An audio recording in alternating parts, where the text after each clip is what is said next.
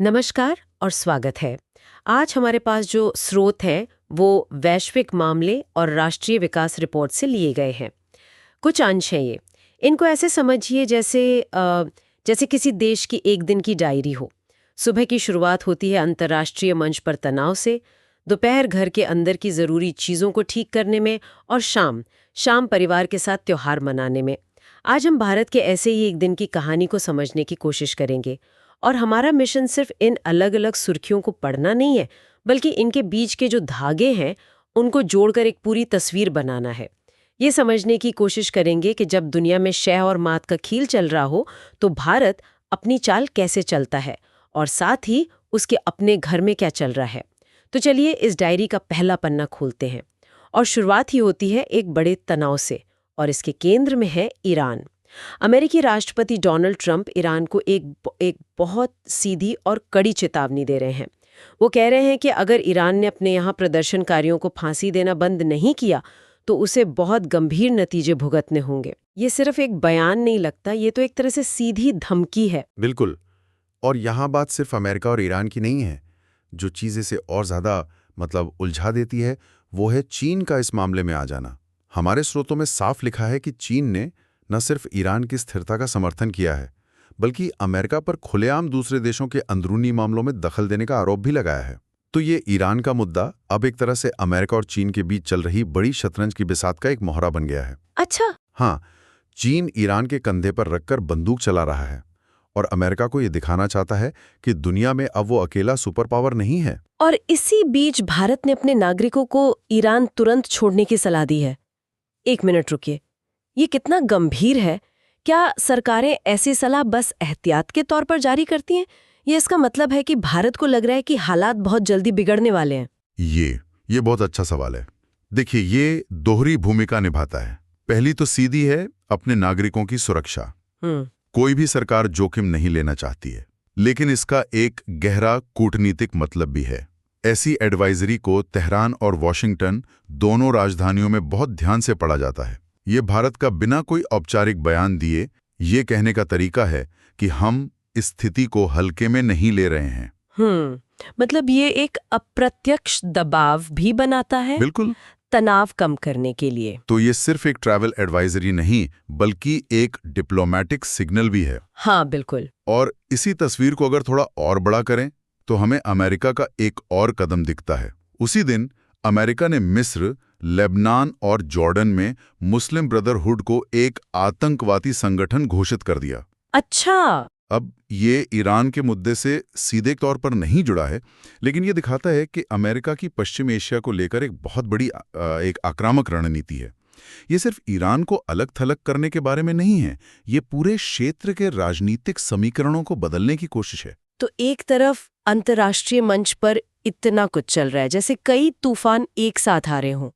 ऐसे में ये सवाल उठता है कि भारत जैसा देश इस सब के बीच अपना रास्ता कैसे बनाता है? क्या आप किसी एक का पक्ष लेते हैं या कोई बिल्कुल अलग ही खेल खेलते हैं? और यहीं पर आज के स्रोतों का सबसे दिलचस्प हिस्सा सामने आता है। भारत ठीक यही कर रहा है, एक बिल्कुल अलग खेल खेल रहा है।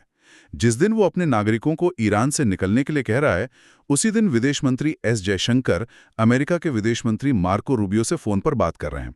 अरे वाह! हाँ, और ये कोई छोटी मोटी बातचीत नहीं है। वो व्यापार, जरूरी खनिजों, परमाणु ऊर्जा और रक्षा, मतलब बड़े रणनीतिक मुद्दों पर सहयोग बढ़ाने की बात कर रहे हैं। ये तो एक बहुत ही मुश्किल बैलेंस बनाने जैसा है। एक तरफ आप अमेरिका के सबसे बड़े दुश्मन ईरान के साथ अपने ऐतिहासिक संबंधों को देख रहे हैं, और दूसरी तरफ आप अमेरिका के साथ भविष्य के सौदों पर बात कर रहे हैं। ये एक बहुत पतली, बहुत खतरनाक रस्सी पर चलने जैसा नहीं है? बिल्कुल है, और यही आज की असली कहानी है। इसे किताबों में मल्टी अलाइनमेंट या रणनीतिक स्वायत्ता कहते हैं, लेकिन असल जिंदगी में ये एक हाई स्टेक सर्कस एक्ट की तरह है, जहां आप एक साथ कई जलती हुई मशालों को हवा में उछाले हुए हैं। आज की ये स्रोत हमें दिखाते हैं कि भारत की दशकों की विदेश नीति की परीक्षा इसी एक दिन में हो रही है, और ये संतुलन सिर्फ बड़ी शक्तियों के बीच ही नहीं है। एक और खबर है कि नई दिल्ली में राष्ट्रमंगल देशों के अध्यक्षों का 28वां सम्मेलन हो रहा है। अच्छा। ये दिखाता है कि भारत अमेरिका और चीन के अलावा अपने पुराने पारंपरिक दोस्तों के साथ भी रिश्ते मजबूत रख रहा है। ये हर दरवाजे को खुला रखने की नीति है। ठीक है, तो ये तो हुई बाहरी दुनिया की बात, लेकिन जब बाहर इतना सब चल रहा हो तो देश का नेतृत्व अपने घर के अंदर किन चीजों पर ध्यान दे रहा है? हमारे स्रोतों में एक दिलचस्प बात यह है कि प्रधानमंत्री नरेंद्र मोदी राष्ट्र निर्माण में किसानों के योगदान की तारीफ कर रहे हैं। वो कह रहे हैं कि किसानों की मेहनत से आत्मनिर्भर भारत का सपना पूरा हो रहा है। ये एक तरह से दुनिया के शोर से ध्यान हटाकर घर की नींव पर फोकस करने जैसा लगता है। हाँ, और अगर आप इन घरेलू खबरों को एक साथ देखें तो एक बहुत साफ पैटर्न उभरता है। ऐसा लगता है कि सरकार की रणनीति है, बाहर संतुलन बनाओ और अंदर से घर को मजबूत करो। देखिए कैसे।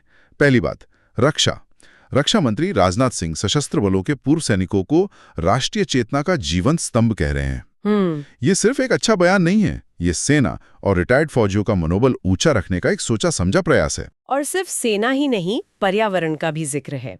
सरकार कह रही है कि वो अरावली पर्वतमाला को बचाने और अवैध खनन को रोकने के लिए पूरी तरह से प्रतिबद्ध है। ये भी तो देश को अंदर से मजबूत करने का ही एक हिस्सा हुआ, है ना? निश्चित रूप से अपने प्राकृतिक संसाधनों को बचाना। और इसी के साथ जुड़ती है आंतरिक सुरक्षा की खबर। छत्तीसगढ़ के सुकमा में 29 माओवादियों ने सरेंडर किया है। ये तो बड़ी खबर है। हाँ, ये किसी भी सरकार के लिए एक बड़ी कामयाबी है। ये दिखाता है कि देश के अंदरूनी खतरों से निपटने पर भी पूरा जोर है। और फिर एक राजनीतिक कानूनी पहलू भी है। कलकत्ता उच्च न्यायालय ने आईपैक पर प्रवर्तन निदेशालय के छापे के खिलाफ तृणमूल कांग्रेस की याचिका खारिज कर दी है। ये खबर हमें बताती है कि देश के अंदर राजनीतिक खींचतान और कानूनी प्रक्रियाएं भी साथ साथ चल रही हैं। तो आप देखिए, किसान, सैनिक, पर्यावरण, आंतरिक सुरक्षा, कानून, ये सब किसी देश के वो खंबे हैं जिन्हें मजबूत करने पर सरकार का ध्यान है। 1 मिनट रुकिए। हमने अभी अभी अंतर्राष्ट्रीय तनाव, माओवादी सरेंडर और अदालती मामलों की बात की, और हमारे स्रोतों में अगली ही खबर मकर संक्रांति की है कि पूरे देश में फसल का ये त्योहार बड़ी धूमधाम से मनाया जा रहा है। ये तो एकदम से माहौल ही बदल गया। इन गंभीर बातों और एक त्योहार के बीच क्या कोई कनेक्शन है? कनेक्शन शायद यही है कि जिंदगी इसी का नाम है। ये दो समानांतर सच हैं जो एक साथ चलते हैं। एक तरफ देश की सरकारें और सेनाएं बड़े बड़े मुद्दों से जूझ रही होती हैं, और दूसरी तरफ करोड़ों लोग अपनी जिंदगी जी रहे होते हैं, अपने त्योहार मना रहे होते हैं। सही बात है। और दिलचस्प बात यह है कि सरकारें भी इस बात को समझती हैं। प्रधानमंत्री मोदी ने पोंगल जैसे त्योहारों को सिर्फ एक सांस्कृतिक उत्सव ही नहीं कहा, बल्कि उसे एक भारत श्रेष्ठ भारत की भावना से जोड़ा है। हाँ, उन्होंने कहा है कि तमिल संस्कृति सिर्फ तमिलनाडु की नहीं, बल्कि पूरे देश और मानवता की साझा विरासत है। ये एक बड़ा बयान है। ये बहुत बड़ा बयान है। इसका गहरा मतलब है, ये इस विचार को सामने रखता है कि एक देश की असली पहचान सिर्फ उसकी मिसाइलों या उसकी अर्थव्यवस्था से नहीं बनती। उसकी असली ताकत उसकी सांस्कृतिक विविधता और एकता में छिपी है। ये त्योहार उस एकता को महसूस करने और उसे मजबूत करने का एक जरिया है, एक तरह का सॉफ्ट पावर है जो देश को अंदर से जोड़ता है। और जब हम रोजमर्रा की जिंदगी और जुनून की बात कर ही रहे हैं, तो एक चीज को कैसे भूल सकते हैं? क्रिकेट। चाहे दुनिया में कोई भी संकट क्यों ना चल रहा हो, आप एक बात पर शर्त लगा सकती हैं, भारत में कहीं ना कहीं क्रिकेट का मैच जरूर चल रहा होगा। ये तो देश का नेशनल स्ट्रेस बस्टर है। और हमारे स्रोतों में इस मैच की एक छोटी सी कहानी भी है जो दिन के 2 अलग-अलग पलों को दिखाती है। अच्छा। हाँ, पहले खबर आती है कि राजकोट में भारत न्यूजीलैंड मैच में न्यूजीलैंड ने टॉस जीतकर गेंदबाजी का फैसला किया। और फिर कुछ घंटों बाद, दिन ढलते ढलते, अगली अपडेट आती है कि भारत ने अपनी पारी पूरी कर ली है और न्यूजीलैंड को 285 रनों का लक्ष्य दिया है। ये छोटी छोटी बातें याद दिलाती हैं कि जहां सरकारें बड़े बड़े फैसले ले रही होती हैं, वहीं करोड़ों लोगों की धड़कनें एक एक रन के साथ ऊपर नीचे हो रही होती हैं। लेकिन हर दिन सिर्फ उत्सव और खेल का नहीं होता।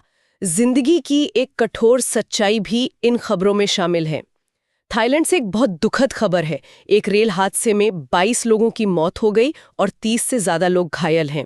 ये खबर अचानक हमें उत्सव और संघर्ष की कहानी के बीच रोककर याद दिलाती है कि जिंदगी कितनी अप्रत्याशित हो सकती है।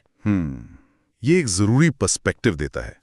ये हमें याद दिलाता है कि जब हम बड़ी बड़ी रणनीतियों और राष्ट्रीय गौरव की बात करते हैं, तो इन सब के केंद्र में इंसान ही है, उसकी जिंदगी, उसकी खुशियां और उसके दुख। ये थाईलैंड की घटना इस एक दिन की तस्वीर में एक उदास लेकिन जरूरी रंग भर देती है। तो आज के इस डायरी के पन्ने पलटने के बाद हम कहाँ पहुँचते हैं? हमने एक ऐसी दुनिया देखी जहाँ बड़ी ताकतें टकरा रही हैं। हमने एक ऐसे भारत को देखा जो इस तूफानी समंदर में बहुत सावधानी से अपनी नाव चला रहा है। एक हाथ में संतुलन का पतवार है और दूसरे से वो अपने घर को भी संवार रहा है। और इन सब के बीच जैसा हमने देखा, आम लोग हैं जो त्योहार मना रहे हैं, क्रिकेट के स्कोर पर नजर रखे हुए हैं, अपनी रोजमर्रा की जिंदगी जी रहे हैं और कभी-कभी अचानक आने वाली त्रासदियों का सामना भी कर रहे हैं। ये सब हमें एक बहुत ही बुनियादी सवाल पर लाकर छोड़ देता है, और वो सवाल ये है कि किसी भी देश का गुरुत्वाकर्षण केंद्र, उसकी असली पहचान कहाँ होती है? क्या वो उसके नेताओं के बड़े-बड़े बयानों, उसकी सेना की ताकत में होती है, या फिर वो उसके किसानों के पसीने में, उसके त्योहारों के रंगों में और उसके खिलाड़ियों के जुनून में बसती है? आज की इन बिखरी हुई सुर्खियों को एक साथ देखने पर लगता है कि शायद असली कहानी इन दोनों के बीच के रिश्ते में ही छुपी है। शायद एक देश की आत्मा उसके वैश्विक मंच की भव्य रणनीतियों और घरांगन के छोटे-छोटे पलों के बीच कहीं रहती है।